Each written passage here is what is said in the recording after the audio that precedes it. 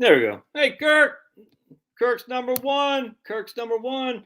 What's up, big man? I'm gonna start doing these at 7 instead of 8. Most likely. I just got done eating. We just got done eating. My wife went for a jog. One of my kids went for a sleepover. My other kids outside taking care of the dog. So I figured I'd just jump on here and do this, man, because I want to run some numbers using Daniel Kulibert's 55e.co. Think it'll be a lot of fun. What's going on in Portland, Kirk? Looks like just you and me right now, man. Just you and me. Just you and me, baby. A couple other people joined us, but it'll be fun. Let's be good time. Good time. See, Georgia Tech pulled off the upset, huh? Beats. What's up, Paul? Beats Florida State. Kevin Hawthorne. Dean. No PVC pipe. No PVC pipe. Theo. You have Georgia Tech, man. So I'm talking about. Does Pop still smell good? He does. Yeah, he's smelling fantastic. Yeah, no PVC tonight. That's only downstairs, and we're upstairs now. You smothered the like button. There you go, Denise. How's it going, Denise? I smoked a brisket. Just didn't come out that. I mean, it was okay. Just not as good as I was hoping. I was kind of somewhat disappointed. I was like, man, it was very juicy. I'm here to harass your like button. Oh, I like that, Andrew. Yes, sir. Yes, sir. Discriminate against the like button. Yes, yes, indeed. Don't give any equity to the like button. But just like the brisket, just was like, man, just didn't come out like I was hoping. I mean, it's okay. Maybe. You want to say hi to everybody? Want to say hi? No. Brisket be tricky. Yeah, 100%, man. It's and Finney smells good too. Both dogs got a good bath today. Why do we think pulverize the like button? Yes, yeah, pulverize for Pulvy. Pulvy. Yeah, absolutely. Absolutely. But anyway, so we got Sean's in the house. Right on from Columbus. Hey, Angie touched the like button. Right on, Angie. You touched it. Just Angie just went touch. Right on. Costco tri-tip sandwich. I don't know what the hell that is. What's a Costco tri-tip sandwich? I'm not sure what that is. Man, that's tough, man. You put 6 hours for a brisket. You're like, man, you just hoping it's all chopped up and have some brisket tacos with the remainder. But it's on sale at Kroger today, and maybe the cut of meat wasn't great because it was on sale. I don't know. I mean, it hit the spot. Don't get me wrong, but it's just like, man, I was hoping to have done more. That's for sure. Oh, where's the baby? Oh, there's Bob over there. Anyway, so so tonight we just want to run some numbers using Daniel Kulibert stuff. Hey, Ted's in the house. Larry Hauser in the house. Right on. Ted's in the house. Chimichurri, Chi means something else. I'm not sure what's going on there, but that's okay. Chimichurri sounds pretty good. That's Randy Millhouse. That's Randy from South Park and Millhouse from Simpsons combining. Randy, what the hell's Randy's last name? Randy, oh my goodness. Randy Marsh, that's it. Randy Marsh. All right, let me go get my hot tea. I'll be right back. I get my hot tea. I'll be right back, amigos. Oh, there he is. Oh, there he is. Come on, say everybody. Show everybody how clean you are. Come on up. Show everybody how clean. Come on, up you. I cut my finger too. I was slicing up the brisket. So not a huge great day in terms of cutting up my finger. Chimichurri is delicious. I like chimichangas. Now I'm gonna go get my tea. I'll be right back. Good boy, Pablo.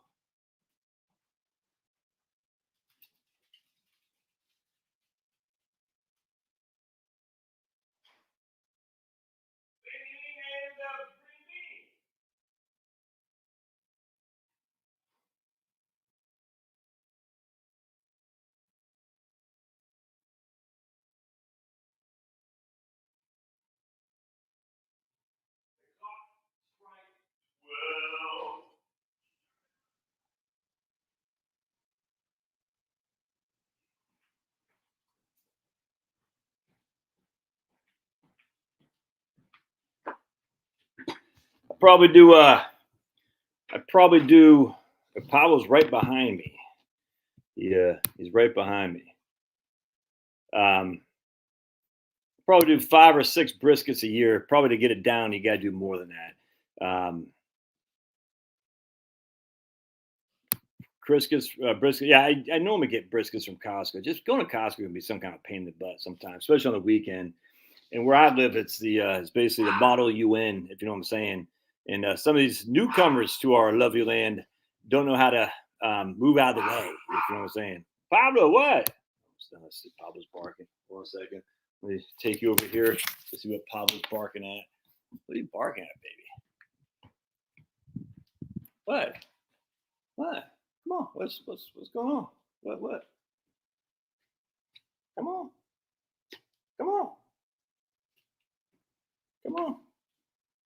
Look at those two knuckleheads. Hey guys, what are you guys doing? There we go. Come on.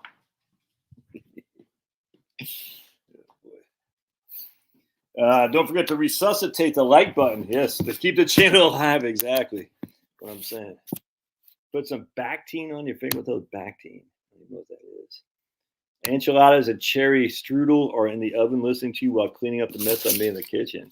Well, it must be nice. I don't know what cherry strudel is. I mean, I know that doesn't sound very good. I don't like anything cherry, but I do like enchiladas. Yeah, those dogs the best. Bactine. All right. So anyway, so just real quick, I was reading this today. This is from the first ever Survey of Consumer Finances, all right, first ever 1983. And I thought it was very interesting. So right here, the first section examines the distribution of family income in 1982 and compares it from 1969, 1976, and 1982. The next section focuses on home equity. The largest single asset in many families' asset portfolios is home equity. Even in 1982, that's the case. Isn't that interesting? Now I want to show you guys something here. This is nuts. After remaining constant at about 45% from 1969 to 1976, the proportion of families with incomes of $25,000 or more in constant 1982 numbers and real numbers fell to 39% in 1982. So 45% of the population had 25,000 or more income in 1982 numbers. That fell to 39%. In 1982, mean real family income was 9% lower than in 1976. And median, which is what's important, median real family income was down 16% from 1976. In fact, from 1969, the median real, that's net of inflation, income was down 16%. So from 13 years later, you actually had 16% less purchasing power from 1969 to 1982. And that's literally, that is the time frame that just so happens to coincide with if you can survive your portfolio from basically 1960s all the way up to basically 1974. That's it, man. If you can survive those years, you're probably going to be able to survive anything. I don't know if you saw the video. I'm not sure. I haven't looked yet. I did a video earlier today about the 3 retirement portfolios. I haven't looked yet. Yeah, it's about 2,000 views so far. Yeah, that's not bad. But 5 people. Cute. Yeah, love Ingalls. Yeah. So it's best to pray for recession before I retire. Okay, I didn't ever say that. At the commissary, 560. What kind of meat they got at the commissary? I mean, they got like choice and prime. What kind of meat they got there? I don't even know. I don't know what Bactine is. Yeah, I've never heard of Bactine. Really, you never had Bactine on cuts as a kid? I don't know what it is, man. Never heard of it. Oh yeah, Kirk. It's totally the best time to be alive. 100%. 100%. Anyway, so that, and I haven't. So I just want to show you guys something. Look, do I still have this up? Maybe I do. No, I don't. No way, do I? No, I don't. I don't have it up. But anyway, the point being was, right? You had from 1969, you had 17% of the population had over $30,000, between $30,000 and $39,000 in 1982. That dropped to 13. 25 to 30 was 11 to 9. 20 to 25 went from 13 to 11. I mean, the point being is there's a massive shift from upper middle class to lower middle class from 1969 to 1976. Yeah, it's insane. We went from like just every single category for lower income was up in 1982 than it was from 1969. Every single category for the upper income was less from 1982 than it was in 1969. Yeah, no more tangles. I don't even know what that is, man. I don't know what no more tangles is. No more tangles. Oh, 100% Penelope. So we're just freaking fortunes all can be. Anyway, the point being was that I wasn't prepared that like necessarily in my own when I'm trying to do my reverse RMD book, but I cannot stress enough that time frame was so bad, and I just think people forget about it. They're like, what's commissar's choice meat? Oh, that's not bad for $5.68 a pound. Can you get what do you get for New York strips up there? Choice.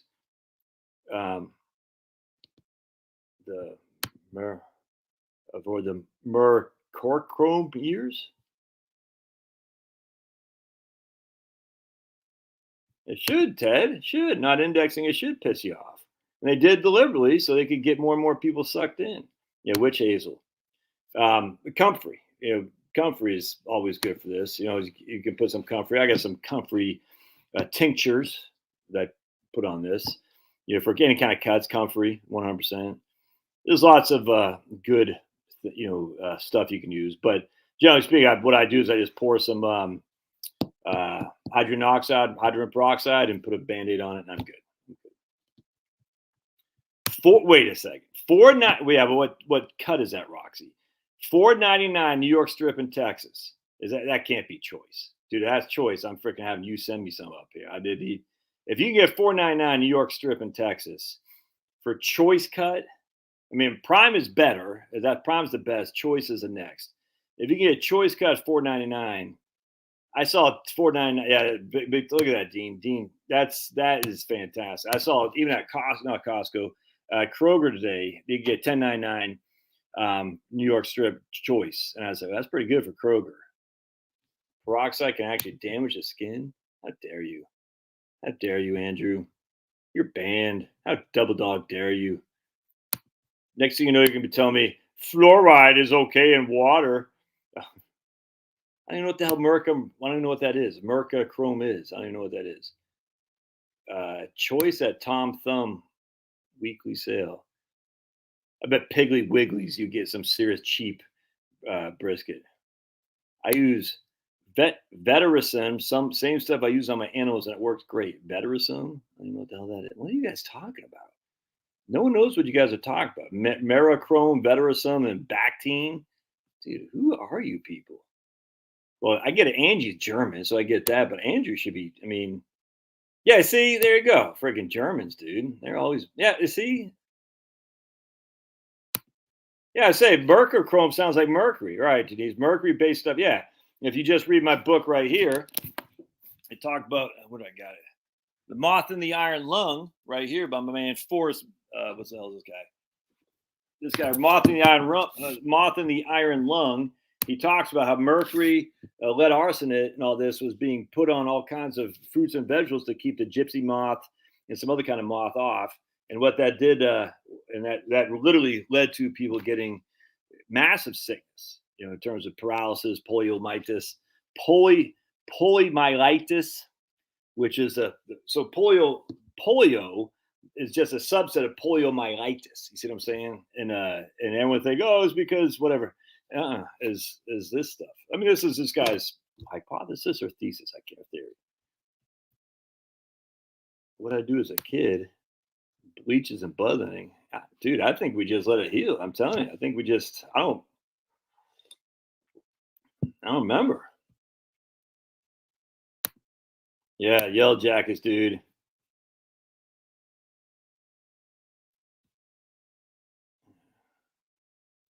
It works. It's just an orange mess. Mercurochrome. Mercurochrome. What did I do as a kid? Dude, we just we rubbed dirt on it, Andrew. I don't know what you guys, rich kids in Ohio, did. Us poor kids in Maine, we just rubbed dirt on it and went on. That's what we did. We're selling before year end. Why? I don't get. Why would you? I mean, do we need it? I don't.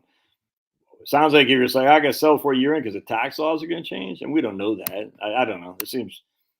I mean, if you need money, you got to sell it. If you don't need money and you are thinking just to sell because you're thinking about, you never let the tax tail wag the dog, if that makes sense.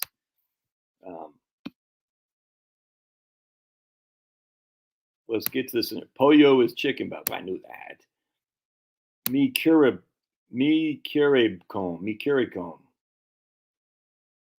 That's true though, Denise. We go jump in the 100%, jump in the salt water. Yeah, peroxide. Right there, peroxide. That's what I was saying. Then freaking Andrew said, "Oh, it hurt your skin. Hurt your skin so badly." Sea basket chowder. Yeah, it was what we used to do. We used to jump in the Casco Bay. You know what I'm saying? Sea basket chowder. Chowder. Methiol. What the hell is that? Methiolate was also a thing. No stitch cuts equals wash with soap and water, Band-Aid, and get on. 100%, man. Absolutely. Absolutely. Unlike those rich kids up in Ohio, in Germany, and Denise is from Wisconsin, us poor kids in Maine, we just said, jump in the water, put some peroxide on, and move on. Anyway, so very interesting how bad it was with that. Oh, you guys want to see something crazy about Social Security, by the way? Check this out. Check this out. I'm going to show you guys something about Social Security. Spit and Scotch tape works. That's right. Spit and Scotch tape. Yeah. So check this out. This will make you laugh. All right, so here's Social Security from the Office of OIG, Office of Inspector General. All right, so here's the OIG. All right, Office of Inspector General. Social Security issued improper payments under cross-reference Social Security numbers and did not ensure death information input on a deceased individual's nubident record. So I'm just going to show what that means here.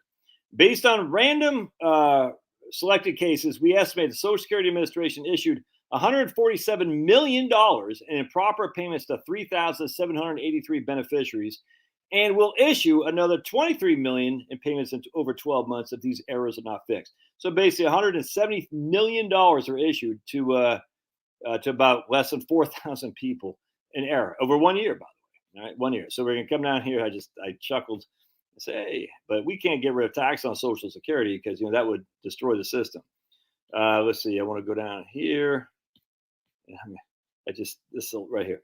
Most of the discrepancies we identified during this audit were similar to the findings we reported in 2017. Based on review of randomly selected cases, we estimated that Social Security issued approximately $147 million in improper payments in 2017 to 3,783 beneficiaries. Yeah, interesting. And so what they're identifying another improper payments, and they haven't been fixed since 2017. And guys, I hate to say this, but we're now in 2024. Very, very interesting.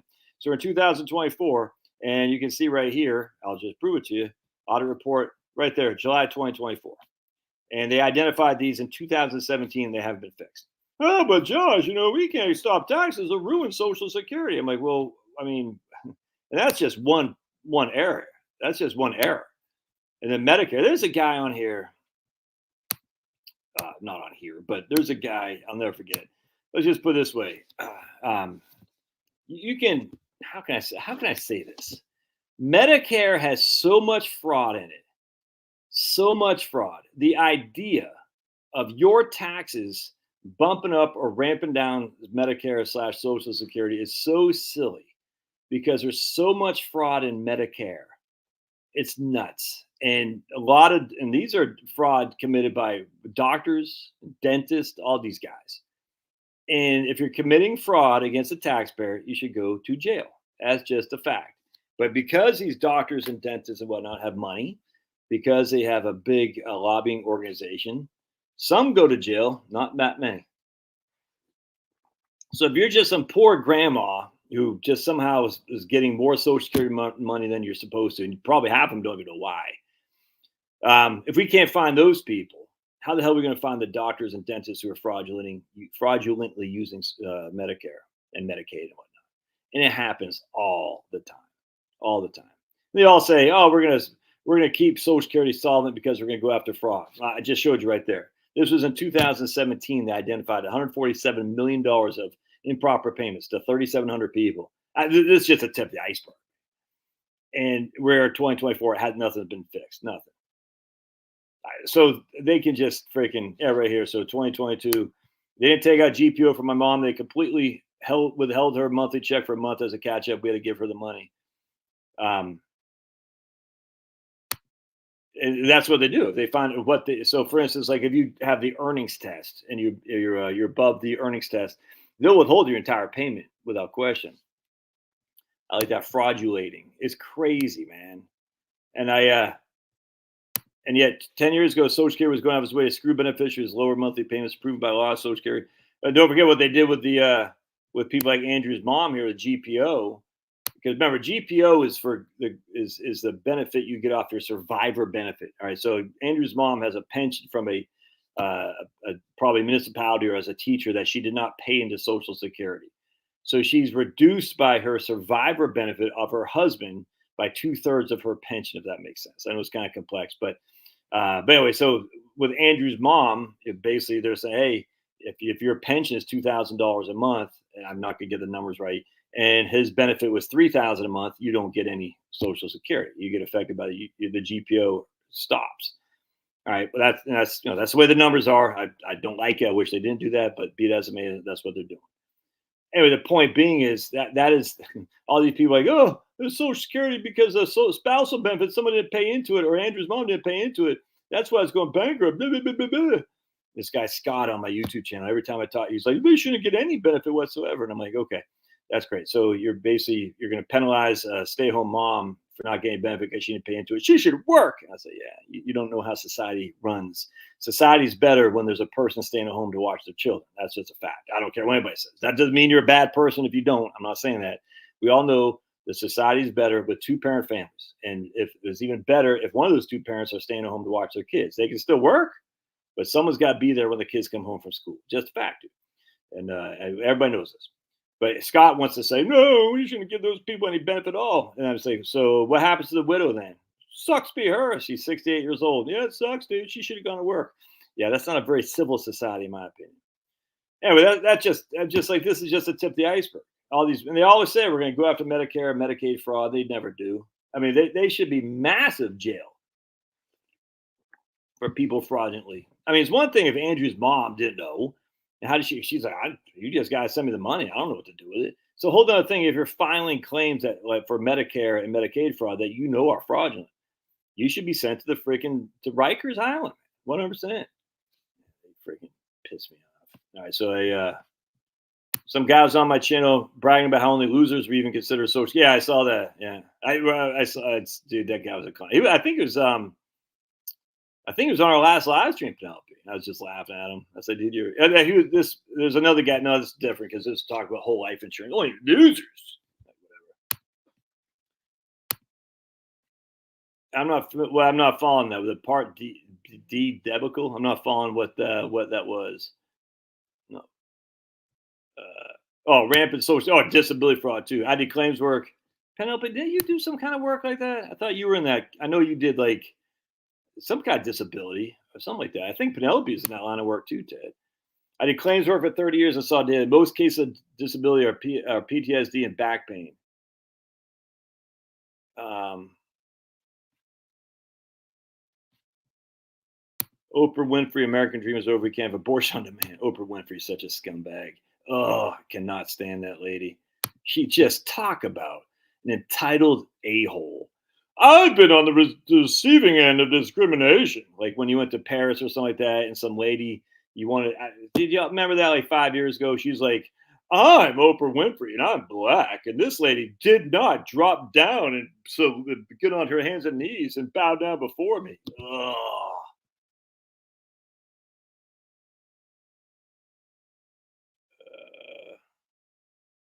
If I expect government pension with 2% increase with Roth conversion makes sense now when I'm retired. It depends. It depends. They're a shipwreck. It depends, man. I just don't know anything about you. I don't know anything about you. Medical malpractice claims, 100%. Biden Harris drives up Part D premium, so a Center for Medicaid and Medicaid Services is using tax money. Big Pharma once again, man. Dude, I wish I could say more about your thing. I don't know. Here, I guess what I should say with her billions that she got, 100%. Poor her with her billions. I mean, she's such a clown. What a freaking scumbag. I mean, these people, and she wants to buy up that cheap property in Hawaii, that she allegedly set on fire. I was a case manager for Medicaid. Oh man, that's gonna be a tough one. Yeah, that's tough. All right, Randy, you're gonna have to go, baby. Randy, it's your last chance. We talk about what we want to talk about here. So if you don't like it, you can leave. I just don't care. You don't have to be here, man. Dude, I hate people tell me what to do. I hate it. I hate it like a passion. Like, dude, do whatever you want. You don't have to be here. This is why I was never good in the Army. This is why I'm never good playing any sports. I hate people telling me what to do. Always have, always will. It's I can shut up and drive on if I need to, like to get out of the Army with an honorable discharge, or I'm a good worker. I like people telling me what to do when I know I got to work, but when I'm doing my own thing, and so it's like, I want you to do something different. It drives me crazy. Yeah, Penelope. The special place in heaven for her, 100%. Right on, Roxy. It's my channel. And the funny thing is, the idea, dope, dude. I've always talked politics since day one. If anyone thinks dope politics on my channel, are you new here? When have I ever been apolitical? Oh my goodness. Yeah, what I'm saying. So Penelope and Ted, I had a lady, a client of mine, and she was, I want to say Nebraska or Indiana or something like that. And she was a case manager for, what the hell was it, man? It wasn't Medicaid, but she'd go to people's houses for like indigent, what the hell, like poor older women poor old people, you know what I'm saying? And like help them. It was some kind of case manager. She would literally go to people's houses though and like help these poor people who had no money and no one to help them. And just, I forgot what it was. And dude, I gave her her money back. I said, there's no way I'm charging you, man. You're freaking you're doing God's work. Voting has financial consequences. Right on, DB. That's exactly right. But I'll never forget. It's like, you're doing God's work. And I don't even think she was a Christian necessarily. I just think she was a good person. She's probably liberal. But it's like, you're doing God's work, and she's going to these houses. She wasn't making crap. She was a caseworker of some kind of poor disabled people, whatever it's called. And I'll never forget. I said, man, and just the stories she'd tell me, man. Social workers, that's what it was. Yes, sir. That's what it was. Yep. Social workers function as care coordinators in my state of Tennessee for Medicaid. I think that's exactly what she did. Yep. I don't think I'm not sure. I thought she was for the government, but maybe not. Anyway, it was just, dude, you have to have, it's a labor of love, man. There's no other way around that. And I'll never forget that. Let's say prayers for our social workers and our case workers. Dear Heavenly Father, we pray for people like Ted, Penelope, who are working as hard as they can to help the least among us to get their assets, the benefits that civil society allows them to get, to keep their dignity. Someone's got to be the in-between to advocate for these people, because a lot of times society just overlooks them. We just pray for those people. We pray for the clients who they work with, that the clients can see that they're still loved, they're still needed and valued in the society. They're human beings. Jesus died for all of us. Maybe always remember that, and we pray in Jesus' name, amen. Man, I'll tell you, I was like, you don't make money. You're not. That's just as horrible. All right. One thing, not horrible. I just thank the good Lord that people like that, man. I tell you, because I couldn't do it. Yeah, I'd be freaking, dude. One time I was doing Meals on Wheels on Thanksgiving Day when we lived in Texas. And we went so in South Fulton County, it's all black, right? That's where the poor blacks live. In South San Antonio, it's all Spanish, Mexicans or Mexican Americans, whatnot.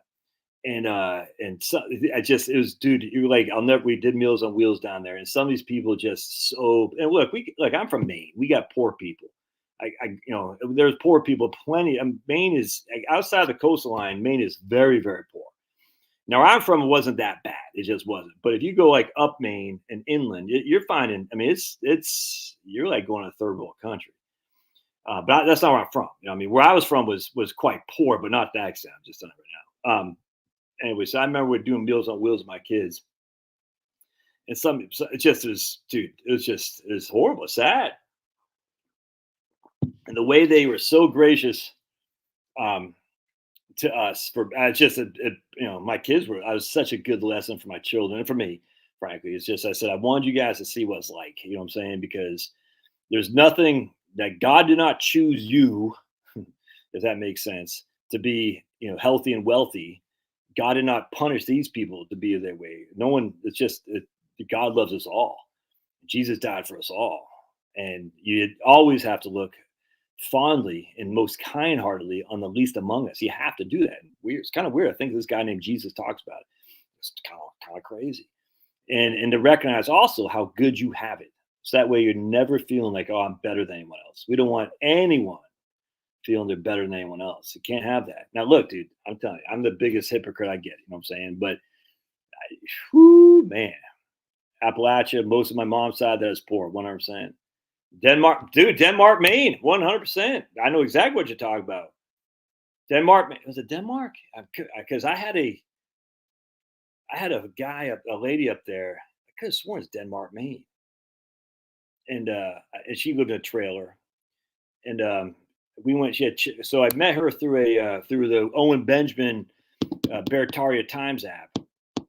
Her and her husband was like we were, meeting with the hookup, and it wasn't like that. Her name was Daisy. Daisy is what it is. And I said I took my daughter up to Maine to look at University of Maine, University of New Hampshire, and stuff like that. And I said, hey, Daisy, I'd like to come on. Can we come up to your house?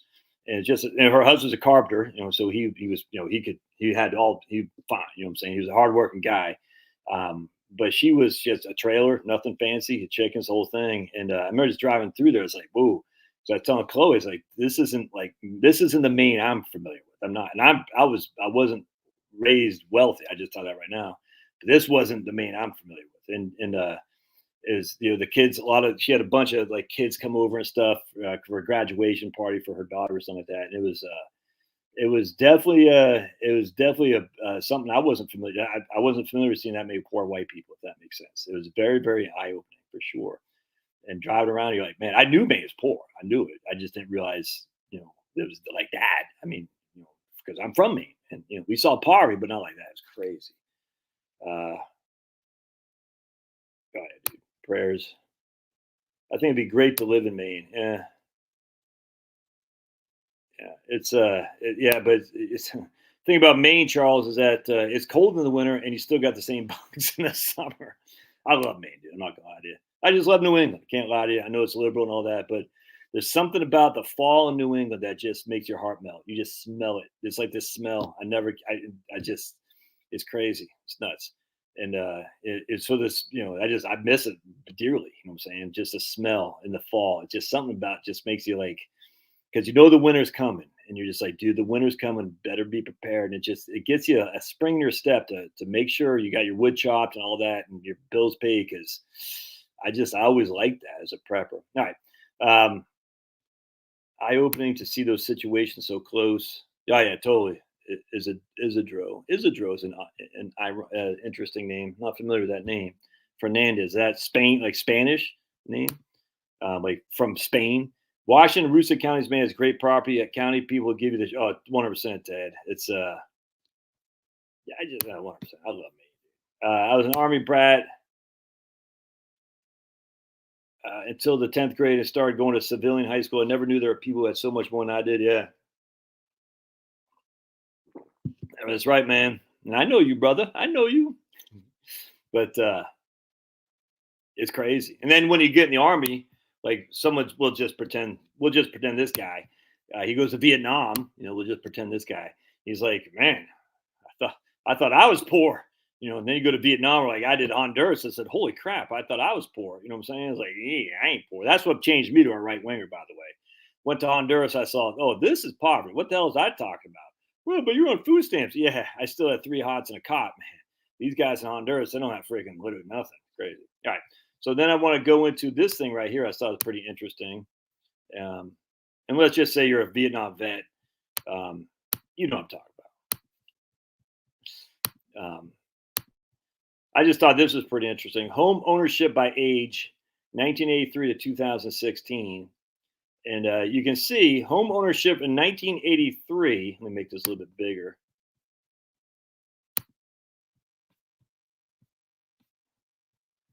For people who are 75, or we'll just say 65 plus, was, well, 75 up, was 72% in 1983 for people 75 and older, and it's gone up to 83% in 2016. Very interesting. So a massive increase. Yeah, it's about a 10% increase or so. Probably, about 12% increase in home ownership for people 72 to 83. Now, that might not seem like much, but that means 28% of the population over the age of 75 did not own their homes in 1983, whereas only 17% didn't own their homes in 2016. I find that interesting. Yet all ages under 55. Look at this. So this is what is interesting. If you're under 55 in 1983, 58% of you all owned your home. In 2016, only 52% did. So that means people under the age of 55, 1.5 basically did not own their home in 2016. And I don't know what it is now. If someone wants to look that up, what is the home ownership now for that age group? Because they say no one can afford to buy a home and stuff like that. And that may be true. That may be true. But is that unique to this right now? I'm not sure it is. I just don't know. I mean, if 48% of the population under the age of 55, now that includes everyone from like 21 all the way up to, I grant you, but still, that's a sizable amount of people that did not own their own homes. Sizable amount of people in 2016, and that was down from 58%. I just wonder if someone, if we know what's the home ownership rate right now for people under the age of 55, because if it's under 52%, that means the majority of people that age don't own their homes, and that's bad. Home ownership is the easiest way to a civil society. 100% it is. You own their home. You have skin in the game. You're worried about your property values. You have equity in your home. You will take care of it a hell of a lot more than if you freaking rented. And this is the issue. This is why I 100%. It's a stupid Kamala thing with the $25,000 thing, a down payment, but getting people to own their places of living, their domiciles, is hugely important. The reason that 25% help with the down payment is just going to increase the price. I mean, anytime government gets involved like that, it just increases the price. But now you got $25,000 down. Okay, we're going to increase the price. It's just this supply and demand, man. There's no other way around that. So it's not the demand side; it's the supply side. Now, I hate with a passion all these, like, they're building like crazy. We're in Milton, Georgia, where I'm in. By the way, my kids go to Cambridge. There's 2 high schools in my town, Cambridge and Milton High School. Cambridge is where my kids go. Milton is the other school, and they were on ESPN last night, and they were the number 7th ranked football team in high school in the nation. Now they'll probably go up because they beat the number 12 team. They're very interesting. And 2 of the kids who played, actually my kids played basketball with, and I was a coach on, not much, but when a coach was out or they needed a guy to come in and help them do layups and stuff, I was there. I helped out. So I said, hey, I coached those kids. It's kind of funny. They would never remember me. I was like, hey, those kids will look pretty good last night. So it's kind of fun watching these kids play high school football on ESPN, who we know. It's kind of funny. But anyway, so going back to, it's very interesting that, again, going back to 1982, a lot of people still did not own their homes, all right, relative to what we have now. And on top of that, as I said at the very beginning of this thing, is that the income for people in 1982 is actually less than it was for people in 1969 by 16%. Isn't that crazy? All right, so let's go into Daniel Kulibert software here, because I think this is Coach Waltz. Did you hear what Walt says? Not only did he not have IVF for his wife, which he said he did, not only is he not a command sergeant major, not only did he not go to combat, now he's saying he was awarded the Nebraskan up-and-comer or something like that from the Nebraska Chamber of Commerce. They said, whatever his name is, Tampon Tim Wallace, in 1996, you're awarded the young Nebraskan up-and-comer. And he was He did not do it. He could not do it. I mean, what? Oh, I'm looking at Penelope saying I can't pronounce macrorochrome. I'm from Maine, Penelope. So that how dare you discriminate against me being from Maine? But anyway, so he was not awarded that by the Nebraska Chamber of Commerce. That's crazy. That's Milton High School, number 7, the highest ranked team in Georgia. My friend's husband coaches at a really highly ranked Atlanta high school. Yeah, so we're in Fulton County. Oh, dude, totally. Look at Matt massaging the like button. I like it. Just don't fart on the like button. Dude, that's a good point. Jerry Sandusky from Tampon. Oh, you're right, man. 100%. Yeah.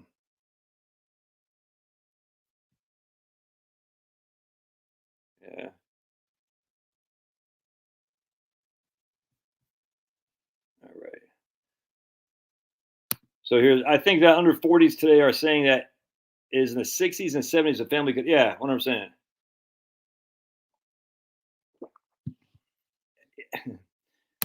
See, but that's what actually, I know this is going to be not a popular opinion. It actually annoys me, and I've done videos. I can't off the top of my head remember this. There's some truth to this. That it does cost more to buy a house today than it did relative to your salary than it did back then. That's not really that's not really debatable. But there are other things that are much cheaper now than they used to be relative to your salary. And the main one is food. Food significantly. We can say the GMOs, all that doesn't matter at this stage. Food, just your airplane flying. I mean, there's a million things. It's just obviously technology. And in my book, Relax and Retire, I talk about, yeah, right here. Relax and Retire. I talk about like the cost of do a phone to call. Like when I was in 1976, when the Raiders beat the Vikings in the Super Bowl 11, the Raiders won 32-14. I remember wanting to call my granddad because he had Raiders season tickets. He was a big Raiders fan after the Raiders won. And my mom said, we can't call Grampy. He'll have to call us. And I was like, why? She goes, because it costs too much. Because my Grampy lived in the Bay Area and I lived on Peaks Island, Maine. And I said, what do you mean it costs too much? And anyway, I didn't know what that meant. But Grampy did call, but he never talked long because Grampy was very, not miserly, but he was, he survived the Great Depression. So we talked for like about 3 minutes. He goes, hey, Josh, what do you think about that game? It was like one of the best moments of my life, man. Because I was, 76 years old. And, I just loved the Raiders because my grandpa loved the Raiders. And, seeing the Raiders win the Super Bowl made me happy. 7 years. Yeah, 6 years old, 6.5. And I just remember my mom said, we can't call Grandpa too expensive. And I talk about it in my book here about how expensive a long distance phone call was. You know what I'm saying? How expensive a kilowatt of electricity was. Kilowatt hour of electricity, excuse me. Kilowatt hour. How dare I?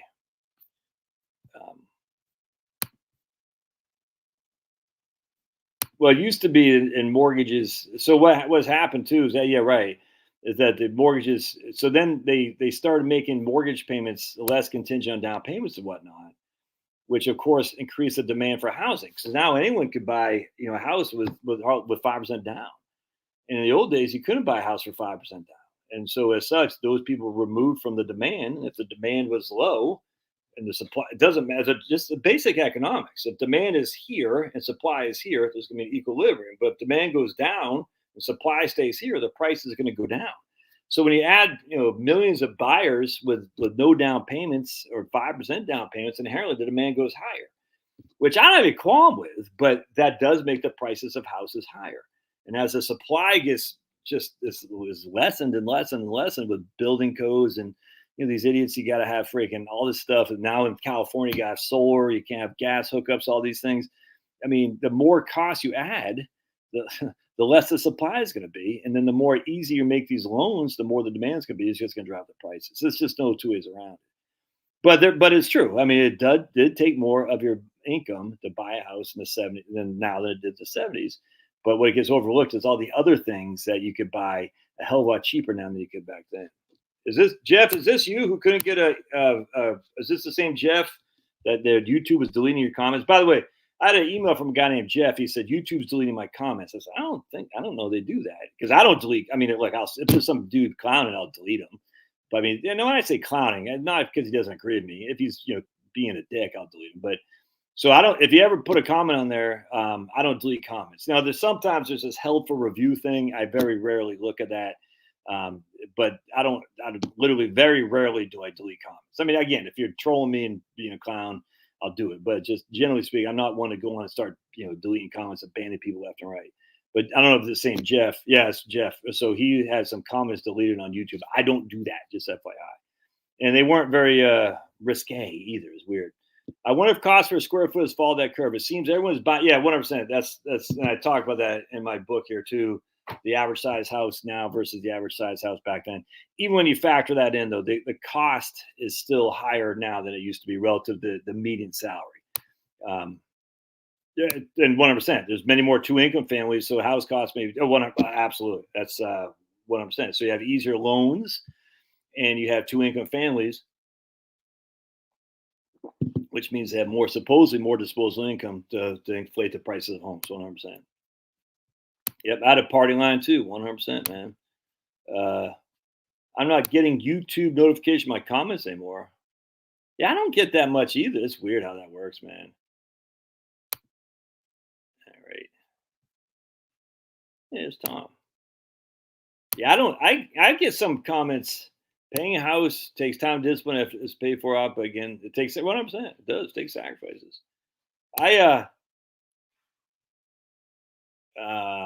don't like. I'll look at my thing on my phone, like comments, to see like people respond to comments I had posted, and it's like a couple of these were like from a long time ago. Like here's one.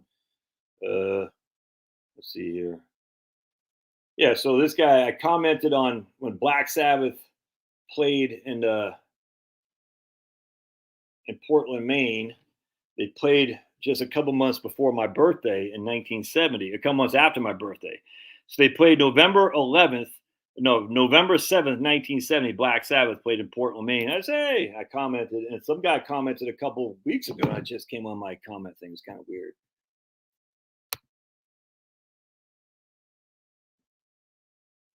Yeah. Well, maybe they don't like cute, humorous humor, Penelope. Maybe say you're not very humorous there, and you're not cute, and you're not humorous. All right. So if that guy's still here, I guess he's not. Let's dive into some scenarios using Daniel Kulibert's thing, because no politics, no politics. How dare you, dude? I did get banned from YouTube. You did. You never say anything that's out of this world. I'm gonna start trying to do these at 7, Tom. I'm just with my wife's schedule from school, getting up at 5:15 every morning. It's making me tired. It's just a fact. And even though it's Saturday, I'm becoming an old man where I start going to bed earlier. I actually like going to bed earlier.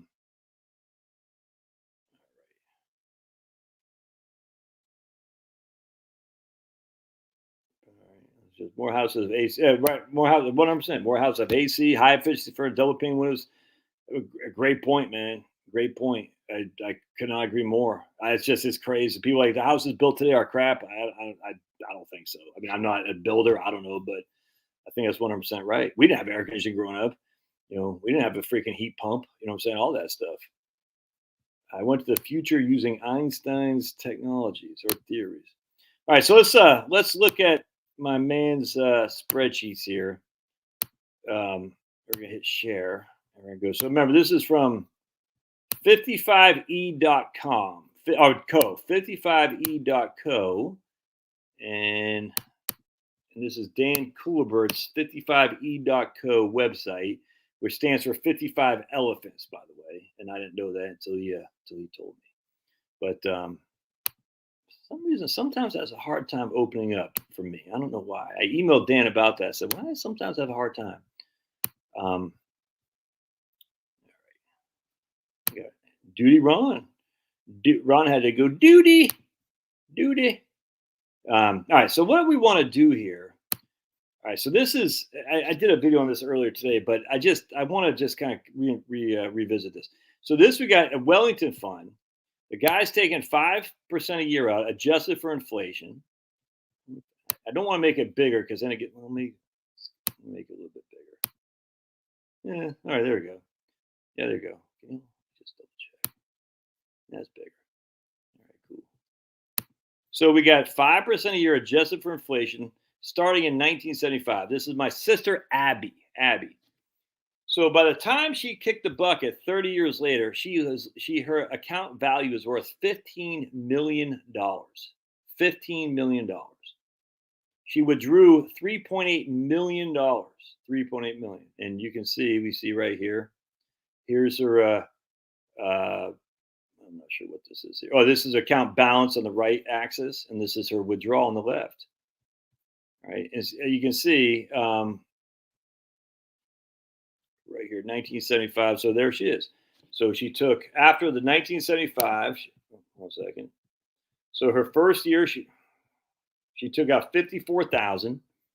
The next year, she took out 57,000, and 61,000. Even the market was down. But look at all these blue. There's only one red. Look, one red until 1990. So from 1975 to 1999, she had 1, 2, 3 down years. That's it. From 1975 to 1999, she had 3 down years. From 1975 to 2004, she had 4 down years. And so you can see her. This is investor shares. She died with $15 million. Or if she had 100,000, she died 1.5 million. I mean, and I'm just using Abby. Did Abby want to leave that kind of money? No, of course. I mean, she might have, but she could have easily retired earlier. Right? She said, I should have retired earlier. Or she could have spent more, especially on the front end of her retirement. So let's say, man, I should have retired earlier. So now we're going to say, okay, what if I retired in 1974 instead? Again, it's just using Wellington, nothing fancy. She retired in 1974 instead. Now she only leaves 3.5 million, but her total withdrawals are $4 million. All right. So she's still crushing it. She goes, look, even though I retired in 1974, the down year, by the end of 1974, I was left with $765,000. She was left with after she took the withdrawal. Careful when dragging formulas, okay? So she took 55,000 out, that's what she needed, and then she was left with $767,000. And yet she still came back, and again, by the time 2003 came around, she had $3.5 million. She goes, oh man, I should retire a year earlier than that. So now we're going to 1973. And watch what happens. She ran out of money year 21. In year 21, she has no money. She's done. Hey, Duty Ron. Hey, thanks, Ron. Appreciate it, brother. Look at Ron give me a $10 super chat. Don't forget, you guys can super chat me too. You guys can put a spell on you. Give me your money. Appreciate the super chat, Ron. But anyway, so now she ran out of money in year 21. So again, she's taken the 5%. 53, 58, 64, 68, 72. So it's going up each and every year. And by the time she's right here, 1993, 21 years later, she's done. She has no more money left. But and the reason is because look at these withdrawals. So right here, this is what I just find, this is, in my opinion, quite silly. In 1987, all right, she has $608,000 left in her portfolio. Is she really going to take $135,000 out? Is she really going to do that? 135 divided by 609. That's a 22% distribution amount. I mean, this is the drawback with all these people. Hey, James, how's your dad doing, man? Hope your dad's doing okay. This is one thing that annoys me about the 4%, not just the 4, any kind of rule. Who in the right mind is going to say, man, I'm going to take 22% of my portfolio out because I need $135,000. You just not. No one's going to do that, man. No one's going to do that. No one's going to sit there and say, they're going to say, where can I cut back? We're going to buy that Tom Thumb New York strip for $5.99 that someone said about on the video, as opposed to going to Costco, get it for $10.99. You're going to start coupon clipping. You're going to start doing no one's going to do this. No one's going to sit there and say, hey, I don't care. I need $156,000 out, and be like, dude, but that's going to be half your portfolio. I don't care. I need it. But you better start smoking 2 cartons of Cools a day, because you're going to run out of money before you run out of time. I don't care. No one's going to do that. Very, very frustrating. All right. So now let's go back. I want to show you guys something. Let me get my have it here. I'm going to go to 1962. All right, 1962. And you can see here, in 1962, we also ran out of money. You know, there wasn't that much inflation. Look, 62, 63, 64, 65, so less than 2% inflation. 66 and 67, basically, we had less than 3% inflation for the first 6 years of retirement. So it wasn't like we're taking a significant amount of money out each and every year. And yet in 1981, we had no money left. Isn't that crazy? And the reason is because these massive inflations in the 70s right there. As I just went back to showed you earlier from the Survey of Consumer Finances, people's incomes did not keep up with inflation. In fact, you were 16% poorer in 1982 than you were in 1969. Even though you didn't really get crunched this first year and there was no inflation, what happened was these years right here are the massive inflation. Isn't that crazy? Not good, not good. So you're like, all right, well, what if I retired in an up year? 1963. That's got to be better. I don't have to worry about the sequence of return risk. Let's take a look. Oh, you still ran out of money in year 21. You're taking 5% of the initial value, 50 increasing with inflation each and every year, and you still ran out of money, even though there's no sequence of return risk at all. Look, the first 3 years, you're up 11 or 12, 11 and 5. Even now, you're only down 6, and you're up 8. I mean, that's not a sequence of return risk. That's not even a sequence of inflation risk. That's just these massive inflationary times from right here to right there. These years from 1973 to 1982. If that was part of your retirement, you're in a world of hurt. There's just no two ways around it. Isn't that crazy? I mean, we go back to did I do already 1960? And again, this is Wellington. Wellington is 65-35 basically. 1960, you ran out of money in year 24. How's your walk, babe? Any crazies out there? 1958, you did not run out of money. And the reason for that is because the time the inflation bug kicked in, your portfolio went below $1 million here, but you had enough time. You were so far into it, you had built up so much assets that the inflation bug didn't eat you alive because you had avoided the sequence of inflation risk and the sequence of return risk on the front end of your retirement. Isn't that crazy? Look at that. You're still sitting at 1.6, 1.5 million. It did go down significantly by the end of 1974, but you still had enough in your portfolio, enough gas in the engine, you could withstand all that. You still died with $1 million. You still died with more than what you had. Now, again, if you adjusted for inflation, $1 million from 1950, whatever it was, 58, isn't the same thing as $1 million in 1987. I grant you, but still, you still had a 7-figure portfolio when you died. And literally that's it. We can go back to 1930, right here, when Wellington just started. And even here, you only ran out of money in the year 1959, 30 years later, right? And the reason was because we had deflation the first 4 years.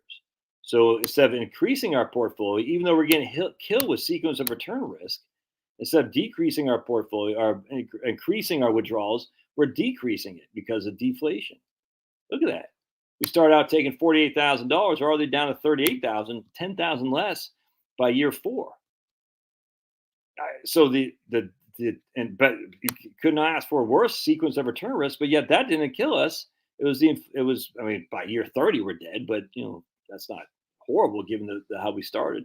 If you look at 1931, never ran out of money. That's a pretty big sequence of return risk right there, down 26%. Never ran out of money though. Never ran out of money. I mean, we got hammered a couple of these years. Never ran out of money. And again, the reason is because even though we had a sequence of return risk, the inflation is what ate us alive. There's that inflation from basically 1974 to 1983. That was a doomsday. But even there, with that time frame, even there, if we avoid, one second. if we went into that time, let me stop. Let me get back over here. If we went back into that time from 1960 to 1961, I don't have my book. Oh yeah, right here. I did it right here. We ran out of money. Let's see. 1956, 57, 59, 60, 1, 2, 3, 4, 5, 6, 7, 8, 9, 70, 71, 72, 73. So basically from 1960 through 1973, we ran out of money because of the inflation stuff. Even if you retired in 1959, there's no sequence of return risk. It didn't look like there was any inflation risk, but you ran out of money. And that's taking 5% a year out.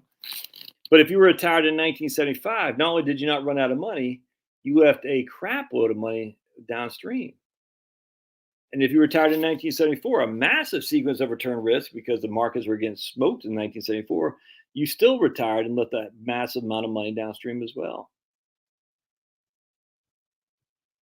Anyway, so that's very interesting to me. I said, wow, because what that goes to show you is that if you can avoid those years somehow, those high inflation years, you're going to be fine. Now the question is, okay, but you can also be very, very miserly in the front end of your retirement because you're worried about the 1960 to 1974 time frame, 73 time frame, and then you're like, but Josh, this is, I'm not going to spend much because if we look at the 4% rule of Wellington, oops, I keep going the wrong one. Again, this is 5%.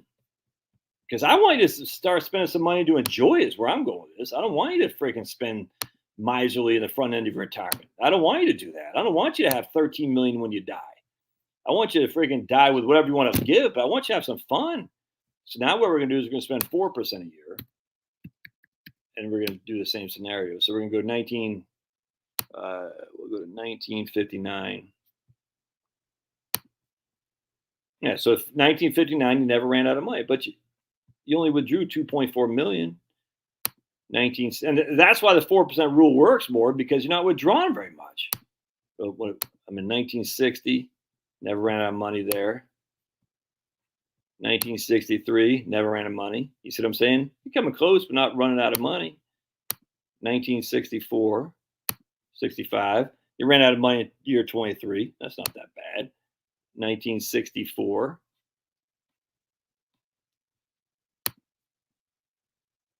You ran out of money year 27. So even the 4% rule didn't, keep you from running out of money. 1973. I mean, a couple of times, not nearly as much as the 5% did, but still. 1968, you ran out of money. So, there's probably about half as many years the 4% you ran out of money. Yeah, go to 1966, you're done without question. And so we have this dichotomy, like we don't want to spend enough to run out of money, but we also don't want to not spend anything on the front end of retirement. And that's where I have my whole premise of the my other retired friends comment on my frequent travels while they penny pinch when they don't need to. 100%, Ray.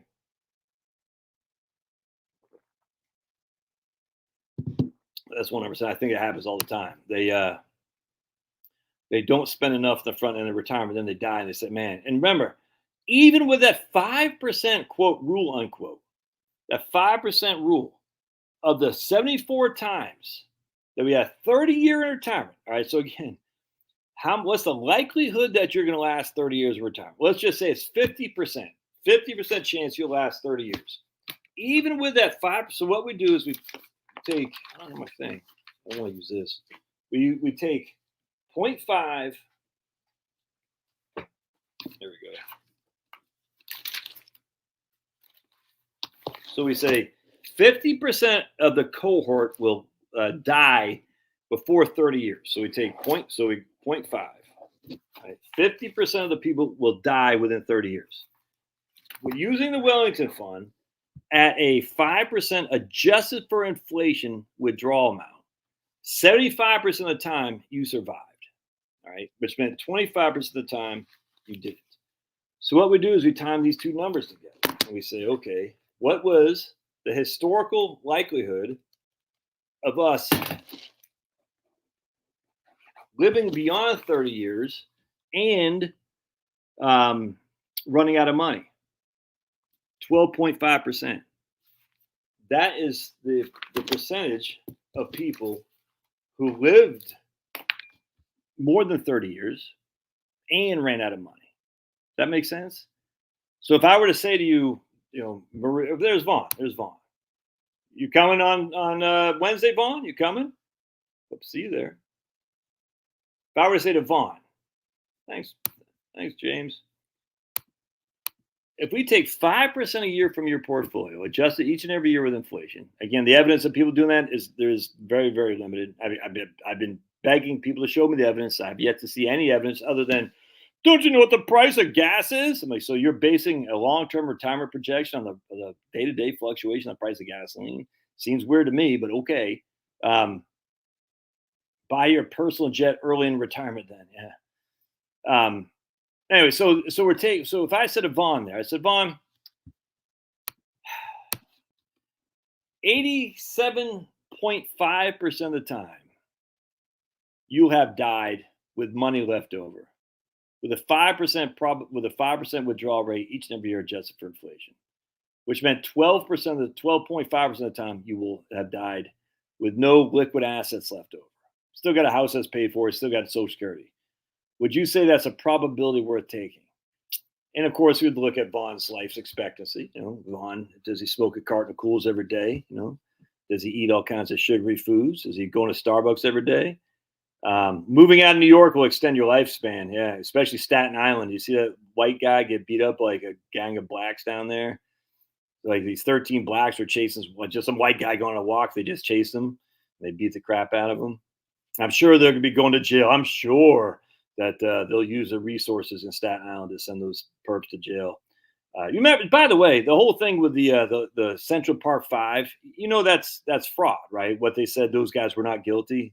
We might not know that, but you're freaking banned, Drewski. How dare you? Like they're trying to make these Central Park Five like these martyrs.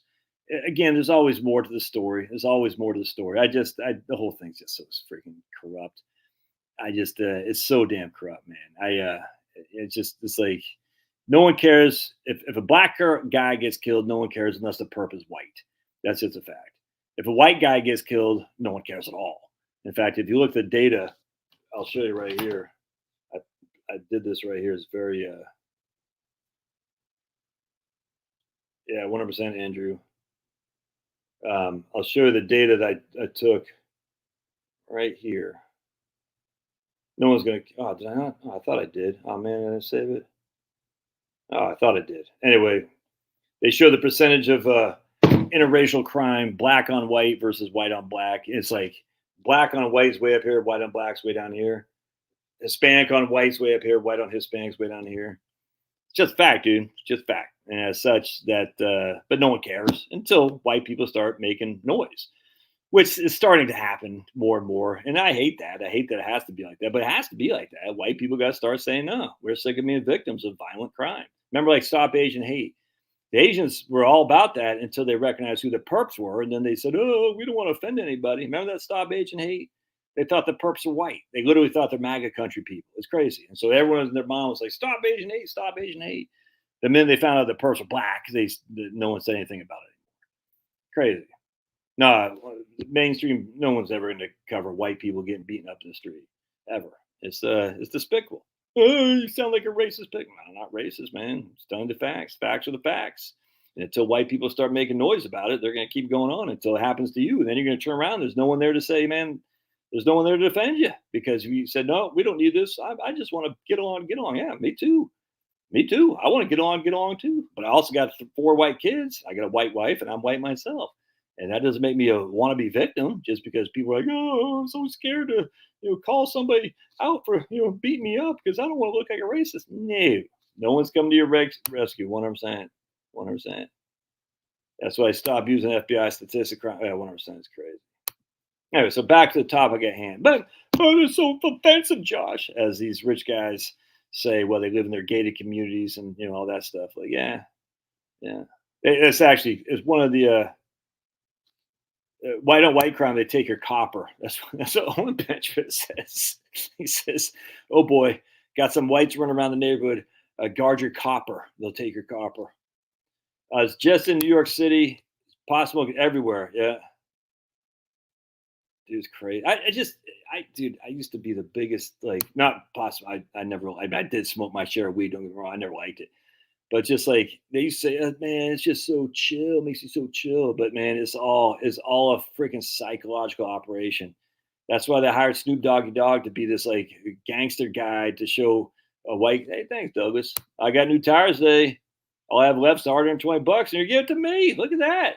Look at Douglas. Yeah, I hypnotized them. Yeah, you've been bewitched. It's a good band. I think it's called Cathedral, an old 80s metal band, kind of like a doom metal, so to speak. Their singer is like 18 years old. Oh my goodness, a guy just anyway. He's got a song, "You've Been Bewitched." It's such a good song. It's fantastic. And the video, I mean, the video is like shot like in the 80s, but it's fantastic. Those freaking Europeans they knew how to make a dark video. This is a great video though. Yeah, 100%, man. Say what you want about crazy. That's crazy. Metallica opened for Ozzy. That's nuts. Yeah, 100%, dude. 100%, man. Crime was never probably. It made me paranoid as hell. 100%, Ted. I'll never forget that. Ugh.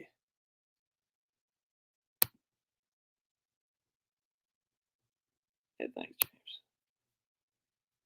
What are we talking about? Denise is talking about. Ted, what's this? Oh yeah, it is disgusting.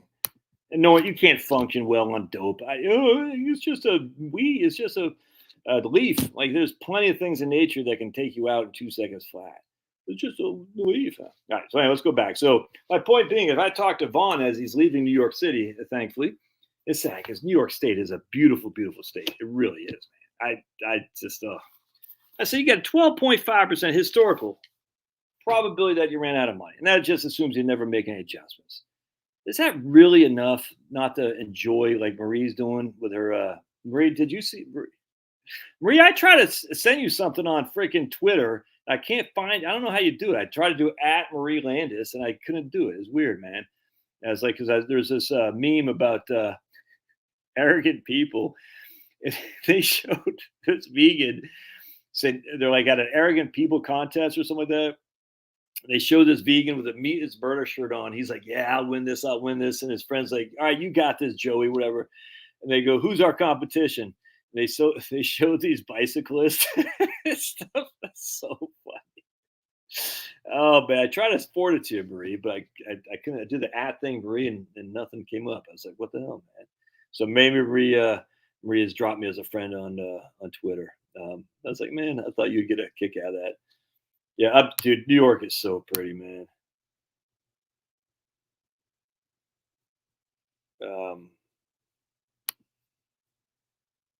The creepy stalkers are watching. All right. Anyway, let's see. Your dad's irate to plead because RMD's rules require to be there. You can look it up at the table. Oh, by the way, Georgia Tech pulled the upset against Florida State. Yeah. A lot of people are very ignorant, 100%, James, and many aspects. That's the whole point. They want people smoking dope to be ignorant without being knowledgeable, because ignorant people can be easily led. Ignorant, scared people can be easily led. Just look at the Democrats, dude. I mean, what a bunch of they're just not the brightest bulbs, and they're scared. They literally are more scared. There's a certain group of people that are more scared of conservative Christians than they are about the own. Let's put there's a certain religious group that wants to destroy another certain religious group. I won't say much more than that. There's a certain religious group that wants to destroy another certain religious group, if that makes sense. That certain religious group who has this tiny little country, they're more scared of conservative Christians. They literally are more scared of us than they are of this other religious group who wants to destroy them. It is the weirdest thing. Like they're more fearful of right wing Christians who would. It's the oddest thing. I was sitting there, I'm saying, what is like? I'm like, how do you still partake in the Democratic Party as a stranger, because I have some who are, somewhat friends of mine. As like they're like terrified. I mean, literally, they think Trump is going to be Hitler. They literally think that. I'm like, it's strange to me, man. And I transport and rescue. Look at it. Look at Vaughn. Oh man, look at Vaughn just crushing, dude. We got look at, like, we talked about Penelope and Ted on here. Here's Vaughn crushing. James is taking care of his dad. You know what I'm saying? Everybody but Pulverizer is crushing. Pulverizer is always up to no good. Roxy crushing. No other country will have numbers close to that but the U.S. alone. I'm not sure what you're talking about. I must have missed something. Those numbers are quite comforting. I think your reverse RMD started. Oh, yeah, let's go right here. The problem with the 712 software, if you're talking about Craig's retirement analyzer portfolio, the one thing I don't like about Steven is it and this one I emailed Craig, and I might have to just call him, but I don't like that you can't. Well, let me show you what I'm talking about, and I'm sure there's a fix for this. And I just, I didn't want you laughing. I want you just, oh, Josh made me sad. Yeah. What state you live in, Pulverizer? I bet you'd be all right to hang with. I bet Pulverizer got some stories. Anyway, so let's go to Craig's thing here real quick, because this is, maybe y'all can help me here. Because the one thing I'm having a hard time with this. All right, so can you all see? So here's Craig Israel since 712. Your state of euphoria. All right, so here's my man Dark Horse. I'm 40, self-employed, playing catch-up more than a decade now. Should I get 100,000 in my emergency reserve prior to investing? That's a great question, man. I wouldn't. I'll tell you what I did. My wife just thumbs up on Facebook. Thanks, babes. I'm sure she's watching. I'm sure she's watching everything I say. She comes with notes and say, "You said this wrong. You said this wrong." What the hell was I going to say? All right. So what I did when this turned out to be a mistake, but I don't know if you got kids or whatnot. Remember, single men can travel very light. All right. I tell this to all my clients. And like, I don't know about ladies. I'm not a lady. I just know single man. As a man, I know if I didn't have my wife, and trust me, I'm not saying she's not a spendthrift. She came from a family of 11. Her dad died early. So she knows what it's like not to have anything. Give it to her. Anyway, the point being is when you and your wife and your children, you don't travel light, you travel heavy. When a single guy is just by himself, he can travel. He doesn't need much. You know what I'm saying? Look, I'm wearing the same T-shirt. This is a Bruins T-shirt. I've had it on for 2 straight days. You know what I'm saying? Just everything's the same, man. I'm like I always say to Penelope, you're lucky I change my underwear once a year. You know what I'm saying? Because it doesn't matter. No one cares. I mean, literally. I don't take a poop out in the street. I still use a bathroom, right? But other than that, I'm basically a third world country right here. That's just a fact.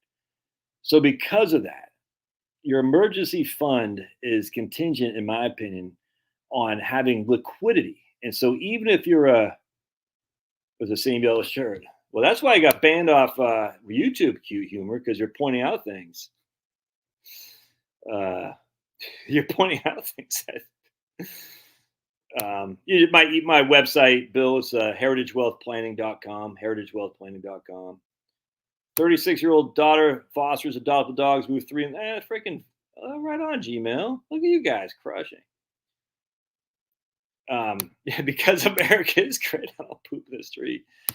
Well, it might not be like that the way it's going. But anyway, so if you needed to and you had all your money invested, even if the markets were down, all right, it sucks. You don't have to do that. But if that's the worst thing that happened, you got to sell to put a new AC unit in. You're like, man, that sucks. But again, if we're just looking at the odds of that likely to happen at the same time that the markets are down, it's just not very high. Yeah, you don't spend jack anymore, 100%. I had it flat. Yeah, but I still can. All right. Is it just Marie L? I don't think it was. All right, cool. So I had something else I wanted to forward to you too, Murray, but I forgot what it was. That's what I'm saying. So if I'm you, I'm like, all right, I'll take the risk of not having $1,000 emergency account, just put that sucker in the markets. Let's say your $1,000 drops to 500 and you need an AC unit. I'm just using that for example. All right, so you're 500 bucks down. Whippity flipping, dude. I mean, it sucks, but that's not going to break the bank. Now, let's say you're able to invest. Now you got $20,000, and you're like, oh man, the market's down 50%. I only got $10,000. I need a new AC unit. Well, that sucks too. But that's what you have the money for. You have the money for to spend it later, and later doesn't have to be a retirement. I mean, we got to deal with the situation at hand. The situation at hand is I need the money now. It's my money, and I want it now. JG Wentworth. So anyway, I think we get way too caught up on these rules, and I'm saying, yeah, but what's the likelihood of your money dropping that amount? Well, first of all, it's never dropped 50%. Just come on. I mean, it could, sure, but it hasn't. I mean, it's dropped 57% from 2007 to 2009. I grant you, but not in 1 year. So what's the likelihood of? What's the likelihood of that ever happening? I mean, I don't know, 2%. I mean, literally, we're talking a 2% likelihood. What's the likelihood of that happening at the same time you need a new AC unit? 1%. It's just that's not. Yeah, a lot of people do, Bruce. They keep too much in the emergency account, but now it's okay to do that because you're getting 5% on the cash. I got no qualm there. Single boy, I live like a frat boy. 0 F's given. Single males, 100%, man. I could not agree more, Celtic. So what happened with me is I was using my Roth, and I'll come back to Craig's thing here in just a second, as my emergency fund, right? And this is before I had 4 kids. I only had 2, but we had a mortgage, I had a wife. She wasn't working. So I was, I'm not having an emergency fund. I'm putting on the Roth, putting on the Roth, putting on the Roth. And then what happened when we had our 3rd and 4th children in 2007, I said, hey, my Roth is growing pretty good. It's pretty sweet. And then 2008 came around and things just went to hell in a handbasket. You know what I'm saying? But I had a mortgage, car payment, wife, 4 kids, 1 income. My income was, it sucked. That is literally a once in a lifetime scenario because we see it. We see the 19, basically, the 60s in the mid 70s, and we see the Great Depression. All right, so we have 4 generations of people essentially. We have 3 massive, the Great Depression, the basically mid 60s to mid 70s, and then us in the aughts, our generation. So basically 4 generations and 3 lifetime events. Now, again, could that happen again? We don't know. I'm not God. You know what I'm saying? But the likelihood of that happening at the same time everything else is going is just not likely to happen. But with that said, you got to have some money on the side, and having money in a growth-oriented portfolio that you can tap into is important. That's what I think. My gains in the market, selling this workstation, replace it with Raspberry, will work to fill my. Yeah. I had a guy, and he redoes cars. You know what I'm saying? And I said, you need an emergency fund. There's a great guy. He says, I have an emergency fund in my garage. I said, what? I'm thinking he's got like gold, locked in a safe-proof box, fireproof box, or something like that. He goes, no, if I can sell any of these cars anytime and get $100,000 for it, whatever it was. I said, really? He goes, oh, dude, the market's huge for these antique cars. I said, okay. I said, but it's liquid? He goes, oh, dude, I can make it very, very liquid if I need to. So anyway, just think about that. It's like, this is another thing, like, one of the drawbacks about gold and, precious metals as your, emergency fund. Hey, they're not liquid, I grant you. The real drawback is you don't know what price you're going to get. You know what I'm saying? You could easily be ripped off in the sale. I mean, because generally speaking, when someone's selling gold to a buyer, the reason someone's selling it is because they need the money and the buyer's going to rip them off. I grant you. They're still going to give you something for it, though. I mean, if you had a gold ounce, you go down to the thing, you say, well, the spot price is $2,100. The guy might say, I'll give you $1,700. Like, oh, that sucks. But it's still $1,700. You know what I'm saying? I mean, and I don't know if you do that or not. I would think I would. I mean, if I was a dealer, I'd say, man, I'm going to give you $1,700 for it, but I need the spot price is $2,100. You're like, go find some other buyer then. You see what I'm saying? I think you get, and I don't know. I've never sold any gold back to a dealer or anything like that. I have no idea what they'd buy, but yeah, a little physical, 100%. Yeah, 100%. Physical cash at home is a bad thing. Every dollar doesn't mean I completely agree. Yep. And then pulverizer, tell us where you live so we can know where your precious metals and cash is. Hey, see you, Denise. God bless. Is a 15-year mortgage just a 40-year mortgage condensed down, or are there other differences? I never had one. Yeah, it's just amortized over 15 years. So it's it's the bell curve, instead of being the amortization table, instead of being like this, is going to be like this.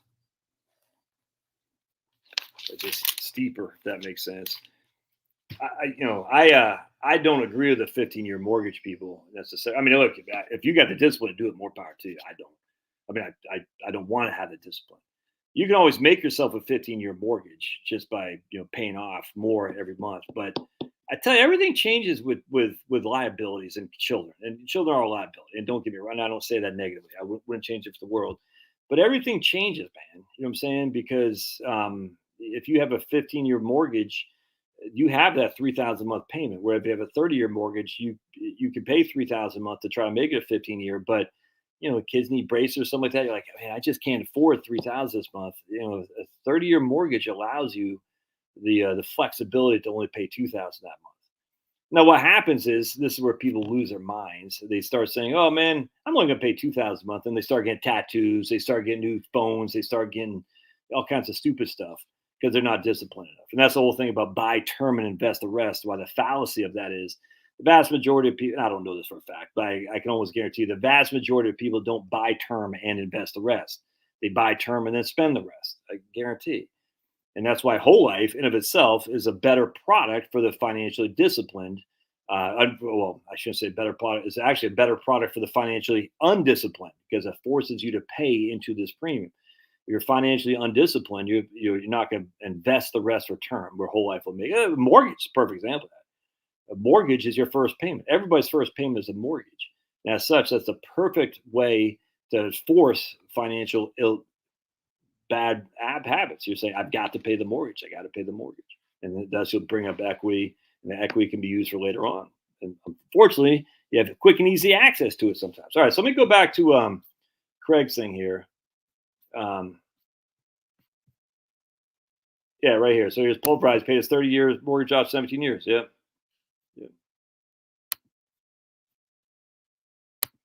Yeah, I think it's smart. Yeah, absolutely, dude. I mean, if you need the money, you always want to take the gain. Well, always. You definitely want to take the gains. You want to spend the money where you got the money, man. I mean, that's one of my two bucket portfolios things is I say, dude, if the markets is giving you the markets is giving you money, take it. Absolutely. But the problem is people think the markets are up, insinuating that they won't be up in the future. They could easily be up in the future. That's the drawback. But if they're up in the future, you're like, I spent my money, whatever's left in the market is still up too. So it's a win-win. So it's like a hedge. You're like, all right, so I took some gains off the table. I want to go buy sleeve tattoos, which cost $10,000, so I can complain that I don't have enough money. And I got all these piercings. You don't have enough money. Joe Biden or Hills Up Harris take care of me.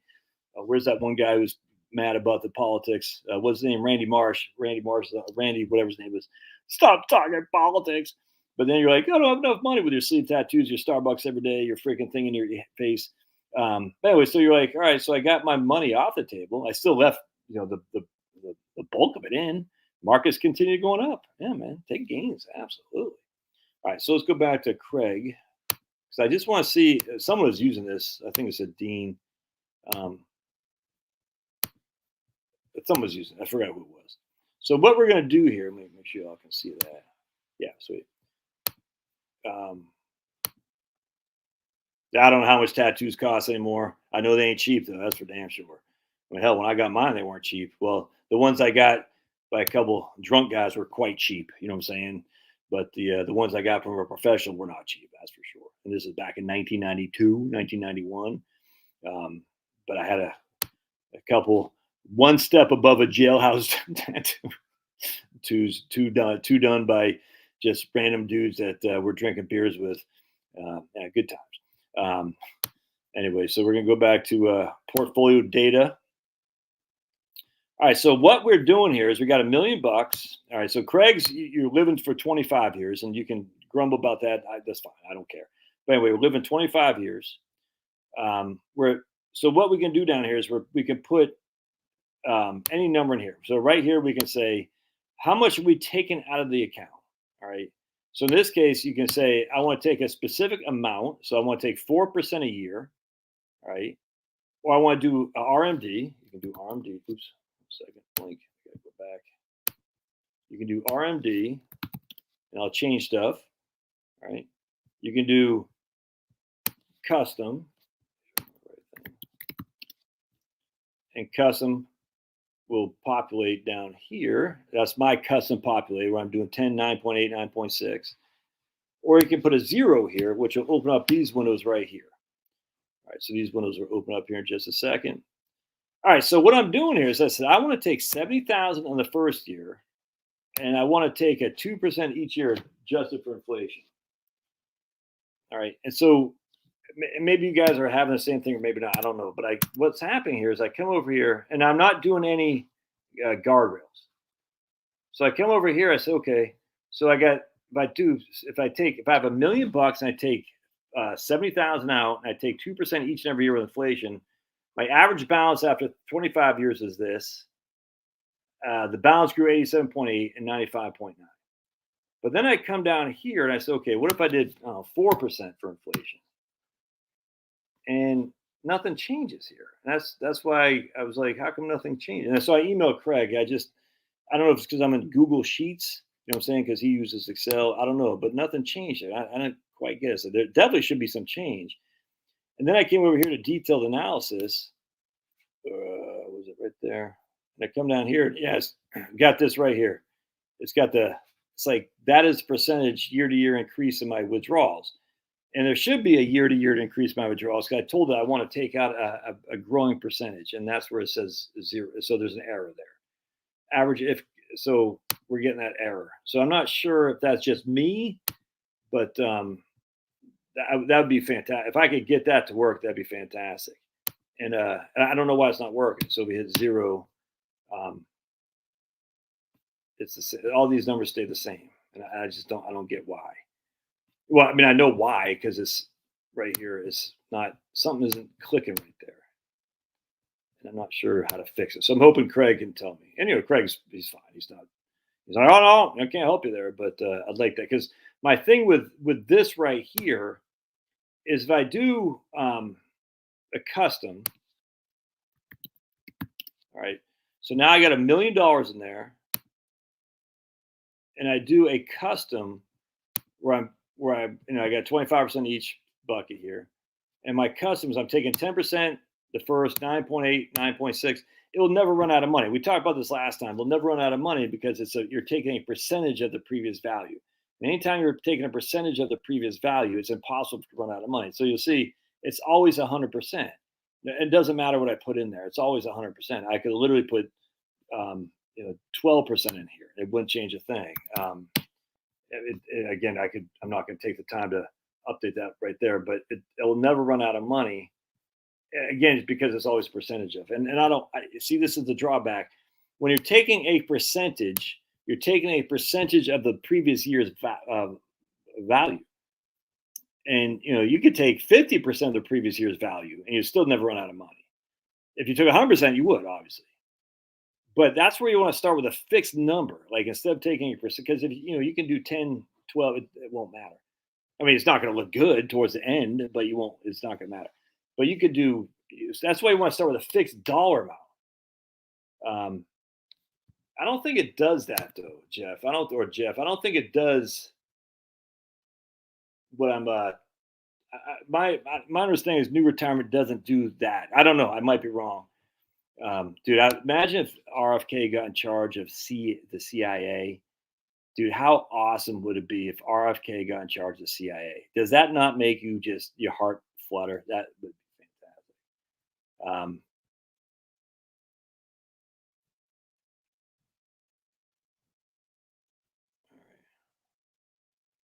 Yeah.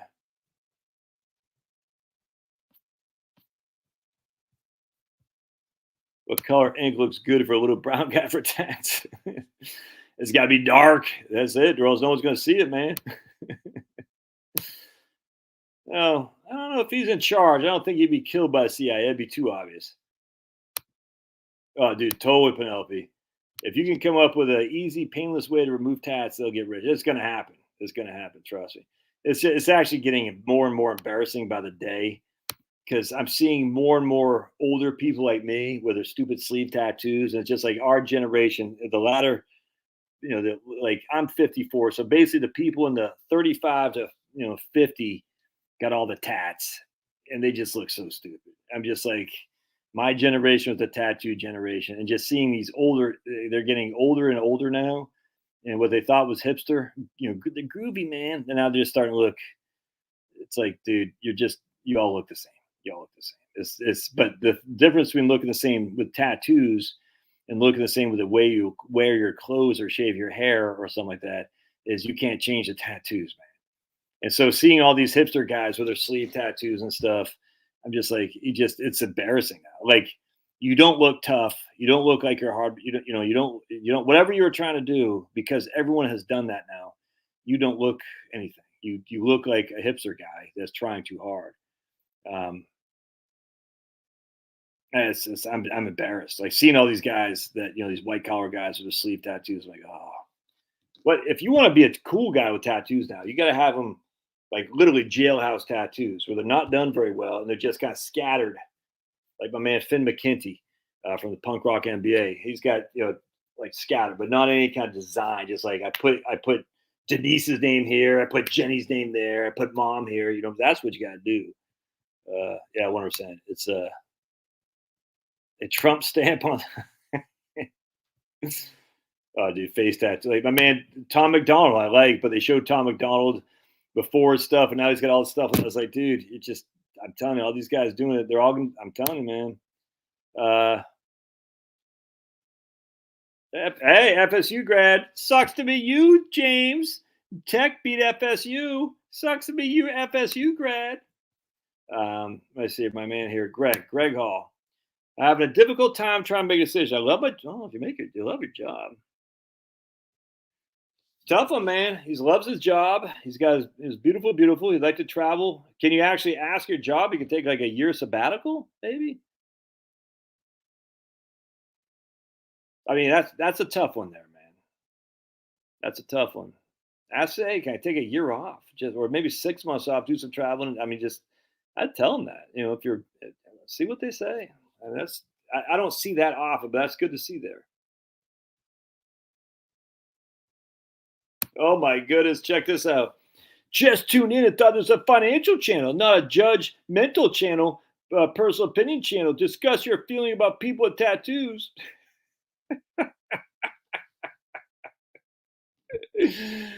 Oh my goodness. Oh, does it bother you? Does it bother you that you're a hipster? You don't want to be called a hipster. You want us to know your personality. You're like, no. Time cannot be bought. But he likes his. That's the thing, though. But he likes what he's doing, though, James. I mean, it's like he doesn't feel like he's sacrificing time for his job. That's the thing. I saw that too. Judgmental, 100%, Pam. Woo. But I got tattoos to show everybody how unique I was, and I want everybody to recognize me for who I am.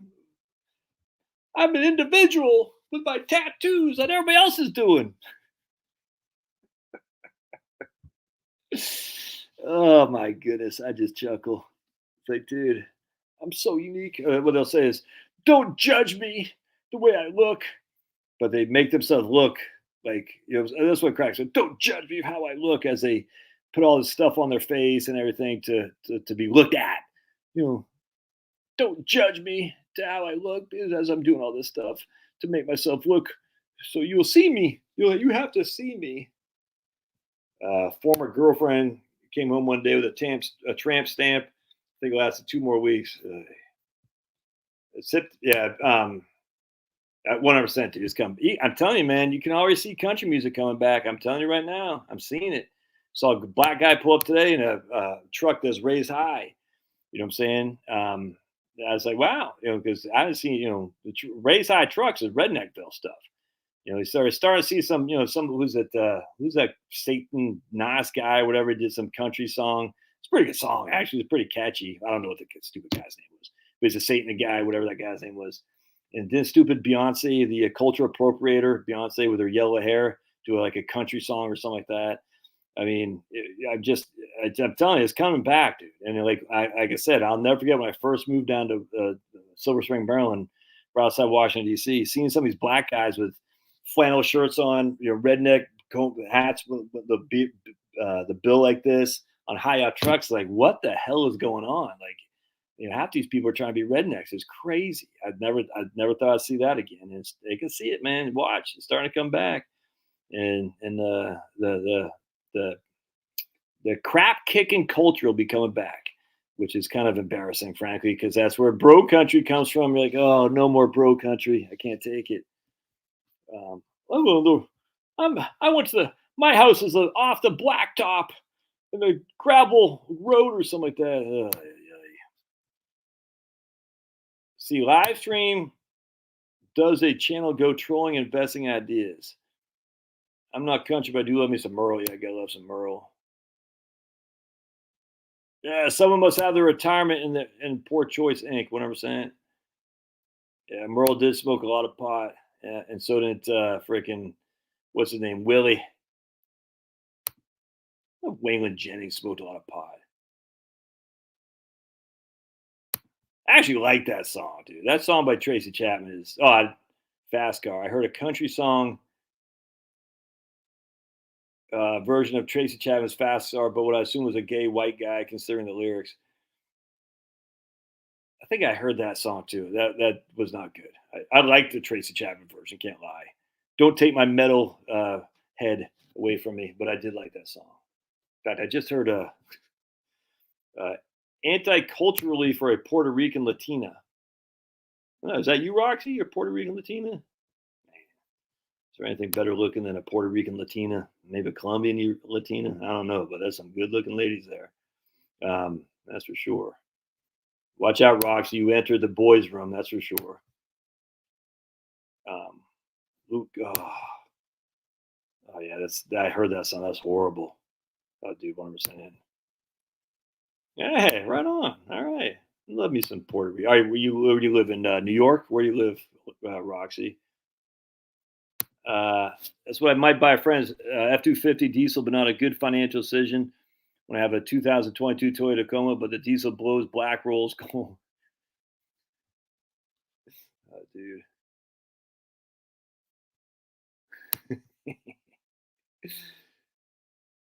Give me some guinea pies. Tejas. Oh, they got Puerto Ricans in Texas? I didn't know that. Right on. Yeah. I tell you, when I used to work at USA, I sold this story a million times because USA is in South Texas, San Antonio, have all these Texicans, you know what I'm saying, who are literally, I mean, not even Mexican, not even American, just literally Texans, you know what I'm saying? But Spanish surnames and stuff like that, Gutierrez. Is that a Mexican surname? I can't remember. Anyway, I don't think Gutierrez. I think it is. Gutierrez is a Mexican surname. But anyway, oh man, dude, 20,000 people working in that building, man. Whew, it was nice. Let's just put it that way. Probably shouldn't say too much more, but because I'll offend a few ladies I have left there. But man, it was nice working those buildings. I'll tell you that. You're like, man, and just the nicest people ever too. By the way, just friggin' fantastic. Coolest people ever. They goof with you, laugh. That's what happened to white people, man. White people got so intimidated by being called, names that they just can't joke anymore. And everybody else jokes. Everybody else goose. It's like the white people they're so worried. I don't want to be perceived as something. I'm like, dude, everyone can take a joke. Everyone can take a joke. The minute you start being on the defense, people, that's where you're gonna get a freaking a thing put on you, man. People gotta be able to, there could be a target on your back because you're everyone can joke around. Everyone can, and yet the white guy's like, white girls even worse. They're just so afraid, man. And I'm like, no, when you're that afraid, that's when people put a target on your back. They know they got you. When changing the COLA number, okay, here comes David. You need to click on the large box to the right. Let's try that. Oh, thanks, David. David, if you are right, you might be the man. Let's see. Click on the large box to the right. All right, so we can come down here and put 4. Wait, is that what I did? Yeah, right. There we go. Is that what I wanted to do? No, I want to put that. Excuse me. I want to put 0. There we go. Right there. So right here, click on the large box to the right.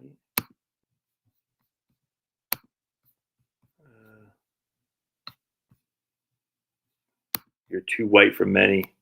No, Roxy, you're beautiful to us. Um, I had the same problem. The large box, like this green box right here, David. I'll get a large box for this box.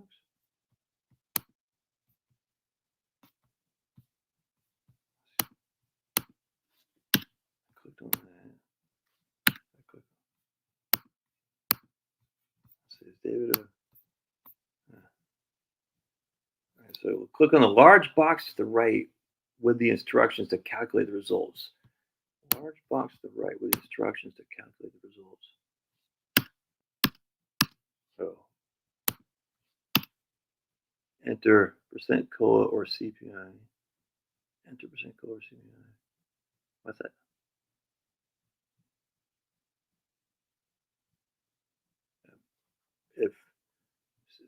If zero, enter. Okay, so if this is 0, enter percent COLA or CPI. Which one below? Yeah, 7%. Let's see if Dave's right back. Large blank area. Right here.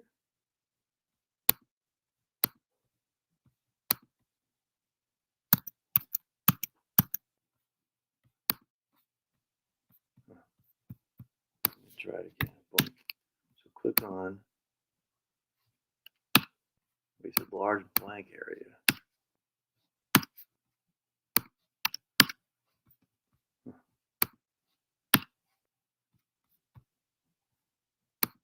I'm not getting anything, man. Large blank area. Yes, in the black area of that box. The black area. Oh, I missed them. This box.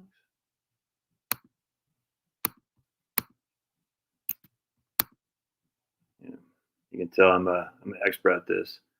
The black area of this box. Let me see if it's like watch my nanny go dad trying to figure out the internet. Exactly. Anyway, so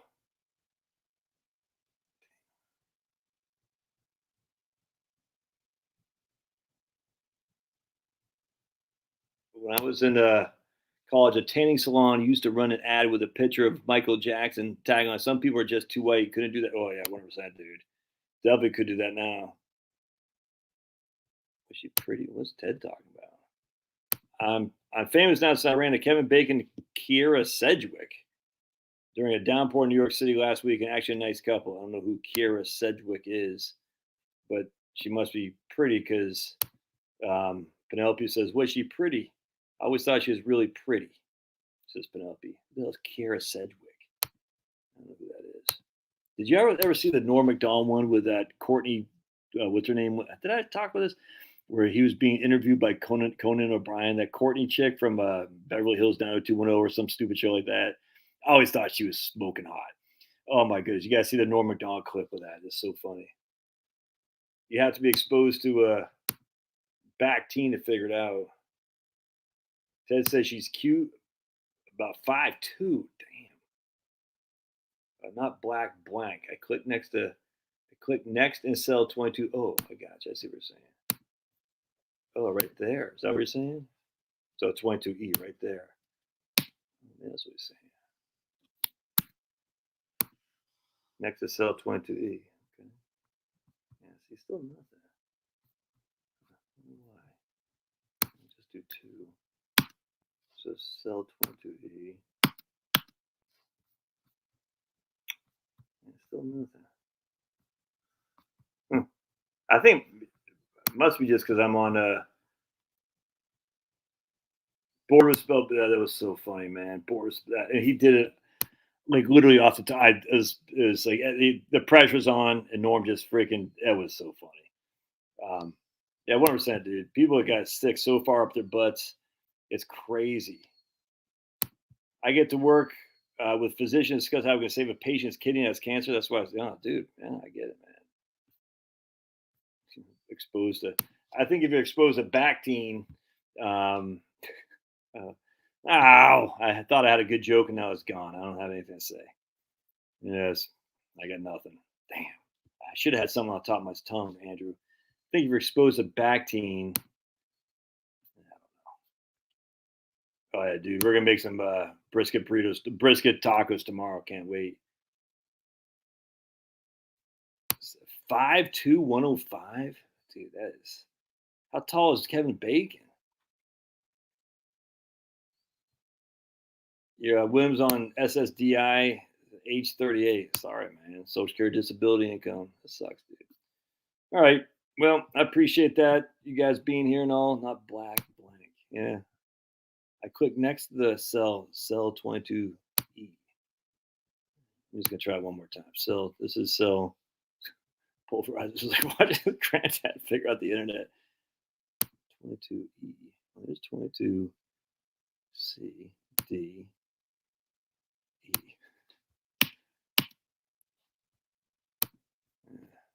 I know one thing I did have to change. I'll show you if we go to detailed analysis. I did have to change these colors on these lines right here because it was invisible here. Your starting balance at age 73, your portfolio balance at age 78. So you just had to double click on it and you can change the chart and stuff like that. I have a sneaky suspicion that might be the case. There might be like a button there someplace. Have a good night. Yep. Right on. Bacon's about 5'10". Rayville, Louisiana, home invasion. Oh, what is that? What happened to you? You got like shot or something like that, William? Column C, row 22. Column C, row 22. Yeah. Well, that's what I was clicking on, but it didn't. Yeah, C22. It's like we're playing. It's like we're playing chess here. You sunk my battleship. He got an arrow through his sternum. Holy crap! Was Kira Sedgwick? Hey, babe. Do you know someone named Kira Sedgwick? I'm gonna ask my wife. Like some actress? Okay. Yeah. So this guy literally ran into Kevin Bacon and Kira Sedgwick in New York City. And I said, I don't know who Kira Sedgwick is. And someone said, oh, you're like a caveman if you don't know her. So I said, let me ask my wife. And apparently you do. So Charlotte knows who Kira Sedgwick is. And she said he's married to Kevin Bacon. So there you go. So who's married to a caveman then, Penelope? If I'm a caveman, my wife's married to a caveman. How about that? Okay. That's crazy. Home invasion and let's look this up. So I'm gonna look up home invasion. Let's look it up before we get out of here. What was that place he's out of? I can't be married. It's 5'2". That's crazy. Rayville, Louisiana home invasion. We're gonna look this up, man. Rayville, Louisiana home invasion. Let's see what we got. We're gonna go to Google because when you're not typing political stuff, Google's still pretty good. Rayville, Louisiana home invasion.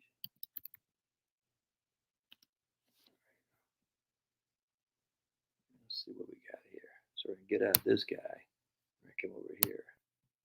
Share this tab instead. There we go. Maine census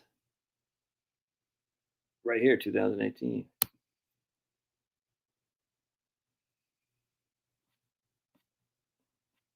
that you, William, right there?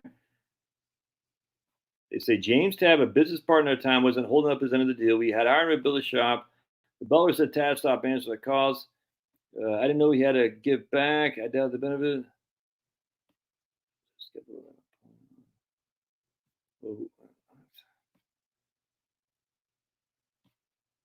Is this you right here? It's 2018. I can't see any more comments.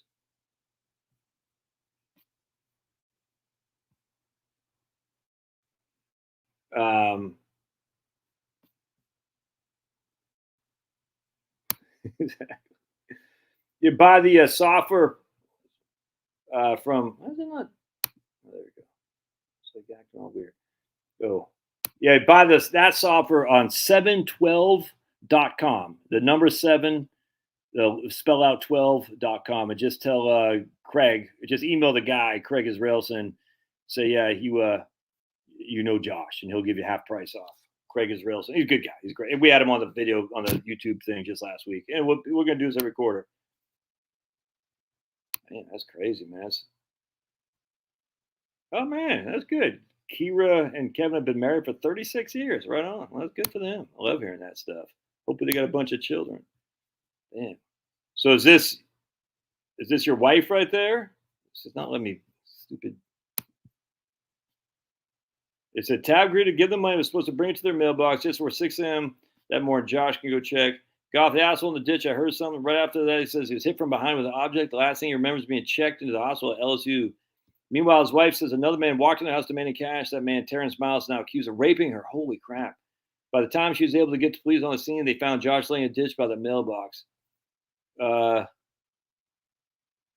This is just, he'll sit up and be okay, but he wasn't. Doctor told me I've been stabbed at least 24 times. Holy crap. Tab and Miles are both arrested. Shocking. Tab's being charged with attempted murder. Miles being charged with accessory. My shock face. The amount of blood that I lost I shouldn't have survived after fight. He lost vision in both eyes. Damn. There's only so much I can do without seeing. I feel like more of a weight than I'm helped. An Army vet who's once known for working with his hands is forced to depend on his wife to help him take. Dude.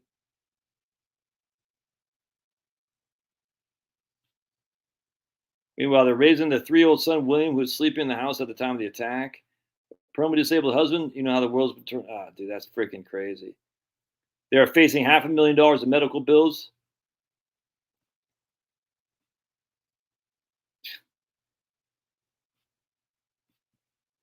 Yeah, and because you're not politically connected, the hospital isn't going to freaking do crap for it. But I guarantee if you're politically connected,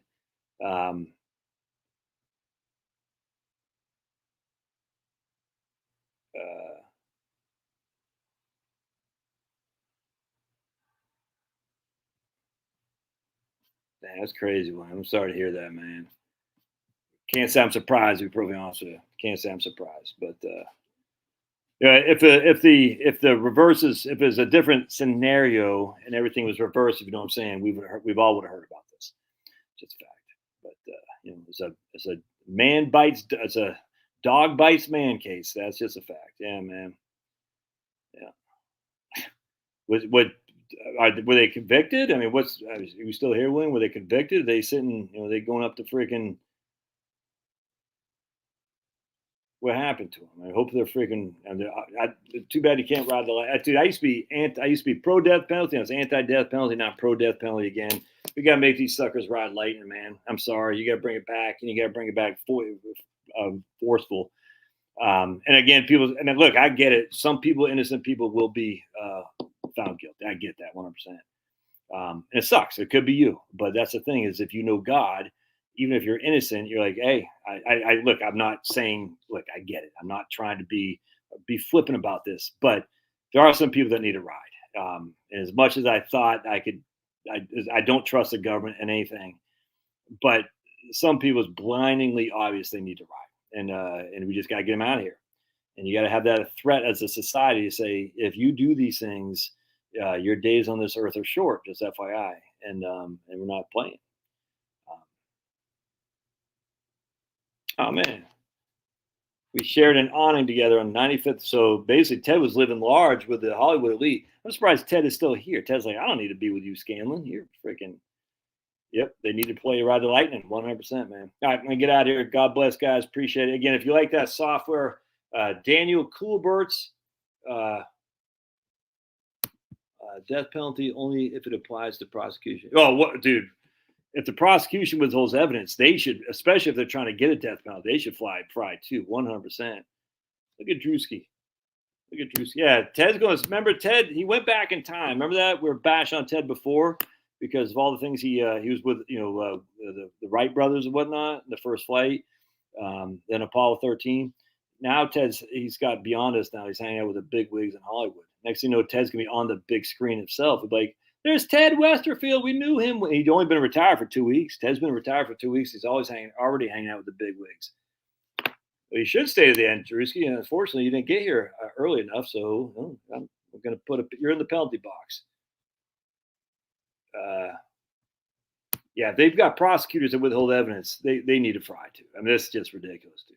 Absolutely. I mean, it's no different than freaking. You can sue anybody. There's no recourse for you if you're found. If not, you know what I'm saying? You can sue anybody for anything. There's no recourse.